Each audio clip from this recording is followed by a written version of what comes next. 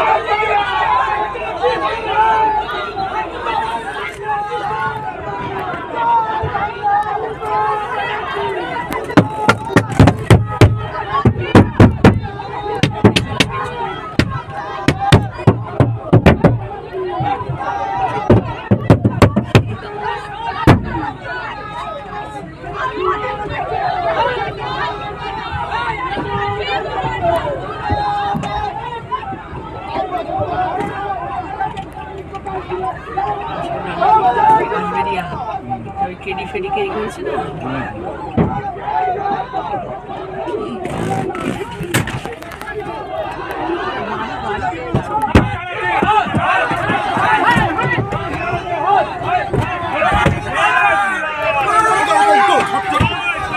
जल्दी करो चलो उठो उठो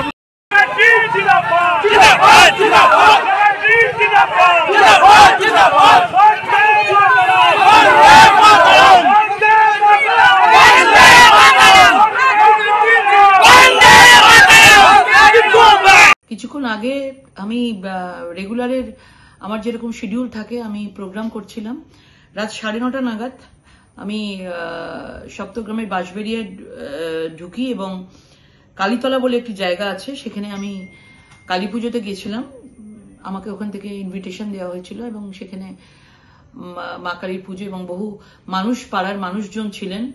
এবং সবার সাথে দেখা সাক্ষাৎ করেছি মাকে পুজো দিয়েছি এবং দিয়ে যখন গাড়িতে উঠে গাড়িটা স্টার্ট করেছি দেখতে পাই যে কিছু লোক একটা বড় বাঁশ 3-4টে বাঁশের ওপরে একটা ছোট কালো পতাকার মতন লাগানো এবং তারা আসছে এবং উল্টো পাল্টা অশ্রাব্য ভাষায় গালাগালি দিচ্ছে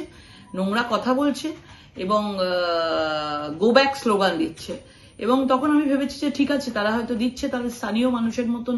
হতে পারে অনেকে অনেক কিছু তখন ষড়যন্ত্র কনস্পিরেসি থাকে কিন্তু বিষয়টা আরো বাড়াবাড়ি হয় যত আমার গাড়ি রাস্তা এগোতে থাকছিল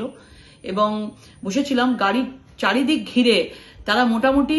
গাড়িতে মানে মারতে থাকে গাড়ির মধ্যে অনবরত এবং আপনারা বুঝতে পারছেন যে গ্লাস গাড়ির মধ্যে রয়েছে এবং সেগুলো মানে ভেঙে যেতে পারে এবং সেই অবস্থায় চারিদিক দিয়ে গাড়ির মধ্যে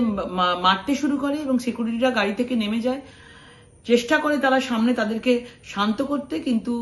আমি ওখানে ভিডিও করেছিলাম কিছুক্ষণ আমি দেখছি ভিডিও করছি ভিডিও দেখতে দেখতে তারা আরো বেশি করে করছে যাতে আমি ভিডিও করছি ওরা দেখ মানে আরো যেন আরো বেশি বাড়াবাড়ি করতে পারে আমি ভিডিওটা বন্ধ করে দিই কারণ ওরা এত বাড়াবাড়ি করছিল এবং তারপরে আমার সাইডের কাছের কাছে আসে এসে ওটাকে ভাঙার চেষ্টা করে এবং একজন গাড়িতে ওঠার চেষ্টা করছিল কারণ সেই সময় গাড়িতে কেউ ছিল না আমরা সিকিউরিটিরাই গাড়ির বাইরে ছিল এবং গাড়িতে ওঠার চেষ্টা করছিল সেখানে ওই সময়টা অন্ধকার ছিল লোকও খুব কম ছিল ওই আশেপাশে এবং তারা গাড়িতে ওঠার চেষ্টা করে কিন্তু ড্রাইভার ধাক্কা দিয়ে তাদেরকে গাড়ির দরজা বন্ধ করে দেন এবং সেটা তাদেরকে নামিয়ে দেয় এবং বিভিন্নভাবে চেষ্টা করে যে কিভাবে গায়ে আমার হাত দেওয়া যায় কিভাবে কাঁচ ভাঙা যায় মানে একটা বিরাট ভাবে বড় করে একটা ষড়যন্ত্র করেছিল এবং সেখানে আমরা কেউ কিচ্ছু জানতে পারিনি এবং তৎক্ষণাৎ আমরা পুলিশকে ফোন করেছি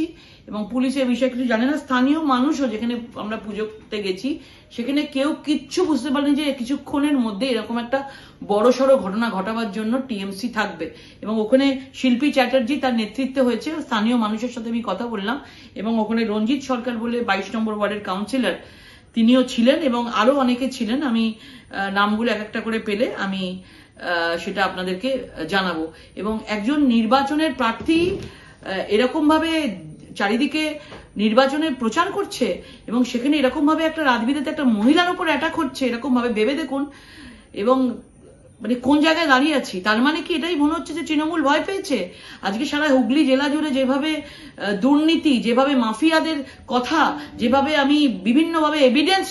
সহ আমি তুলে ধরছি সেই জন্য এরা ভয় পেয়ে যাচ্ছে যে আজ বাদে কাল তাদের কি কি না হয় আজকে যেভাবে সিবিআই ইডি ঘুরছে, আজকে তাদের ঘরে না সিবিআই ইডি ঢুকে যায়। কিন্তু যত এরকম করবে মনে রাখবেন আমি তত বেশি করে এটা বলবো।